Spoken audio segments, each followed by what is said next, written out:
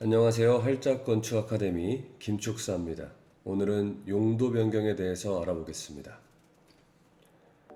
건물은 일정 목적을 가지고 태어납니다. 건축법에서는 유사한 구조, 이용 목적 및 형태별로 묶어 크게 28가지의 건축물의 용도를 나누고 있습니다. 쉽게 주거를 위한 건물이라면 단독주택, 사무실로 사용할 건물이라면 업무시설 또는 근린생활시설이라고 건물의 용도를 정하는 식입니다. 만약 여러분이 카페를 영업하고 싶다면 카페를 할 수 있는 용도를 가진 건물을 찾거나 카페를 할 수 있는 용도로 건물의 용도를 변경할 수 있습니다. 즉, 정해놓은 용도에서 원하는 용도로 바꾸는 행위를 용도 변경이라고 합니다. 건물의 용도에 대해서 조금 더 알아볼까요? 건물의 용도를 정하는 것은 여러 가지 이유가 있습니다. 집들이 모여있는 곳에 위험물 저장 시설이 있다면 생활하는데 큰 불편을 느끼는 것처럼 땅마다 구역별로 정해진 용도와 관련된 시설들을 지을 수 있게 하여 체계적으로 관리하기 위함입니다. 또한 건물의 용도에 따라 사용하는 사람들의 안전을 고려하기 위함일 수도 있습니다.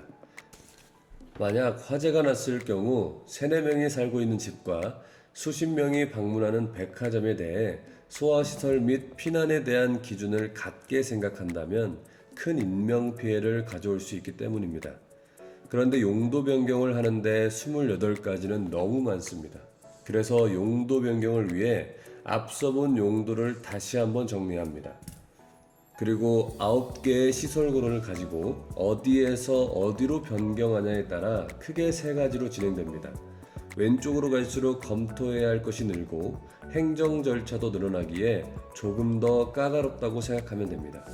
아래에서 위로 변경할 경우 용도 변경 허가, 위에서 아래로 변경할 경우 용도 변경 신고, 동일군 내에 있는 용도로 변경하게 된다면 건축물 대장 기재 내용 변경 신청이라 합니다. 이를 표시 변경이라고도 말합니다. 또한 용도 변경 시 검토해야 할 사항이 많기 때문에 건축사 사무소에 문의하여 가능 유무를 따지는 게 가장 좋습니다. 아니 그럼 이 어려운 영상을 왜 보고 있나? 반문하시는 분들이 있을 겁니다. 이 영상을 만든 이유는 여러분들이 의뢰할 때 드는 비용을 절약할 수 있는 2가지 때문인데요. 첫 번째는 건축물의 종류로 나누고 있는 각 용도 내에서의 변경은 용도 변경을 하지 않고도 사용할 수 있는 용도들이 있다는 점. 두 번째는 준공 후 일정 면적 이내에서는 서민 창업을 위해 용도 변경을 쉽게 해주는 기준이 있다는 점입니다. 첫 번째를 볼까요?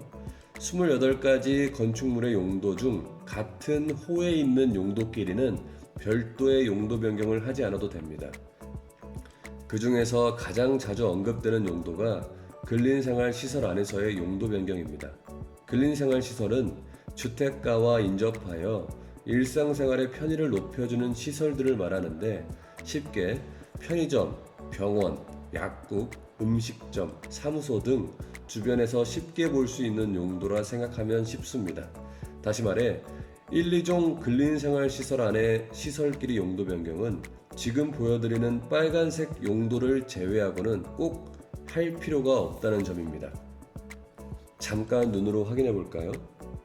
이는 건축물 대장상 용도가 다르게 사용하더라도 불법이 아닐 수도 있다는 것입니다. 두 번째를 보겠습니다. 국토교통부는 서민창업 지원의 일원으로 일부 용도에 대해선 업종 변경이 쉽게 이루어질 수 있도록 하였습니다. 그 중에 하나가 용도 변경 시 제한되었던 면적이 건물 전체 합산에서 소유자별 합산으로 바뀌었다는 건데요. 대표적인 사례가 학원입니다. 500제곱미터를 기준으로 용도가 근린생활시설과 교육연구시설로 분류되는데 앞서 말한 바와 같이 같은 시설군끼리 변경하는 것은 절차가 쉬운 반면 달라지면 까다로워지기 때문에 면적을 따로 보는 것은 의뢰인에게 굉장한 이점이 있습니다. 우리가 사는 주택이 밀집되어 있는 곳은 대부분 근린생활시설로 이루어져 있기 때문에 소유자별로 따로 면적을 보고 근린생활시설 용도로 분류된다면 용도 변경 절차가 아주 쉬워져서 창업에 부담이 없고 비용도 절약할 수 있습니다. 두 번째 같은 경우 법으로 개정된 것이 아니라 국토교통부에서 별도 지침으로 나온 것이기에 법만 체크한다면 놓칠 수 있는 부분입니다.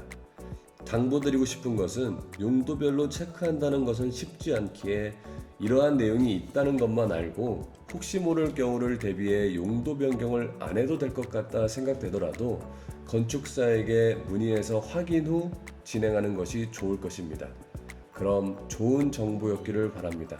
할짝건축 아카데미였습니다.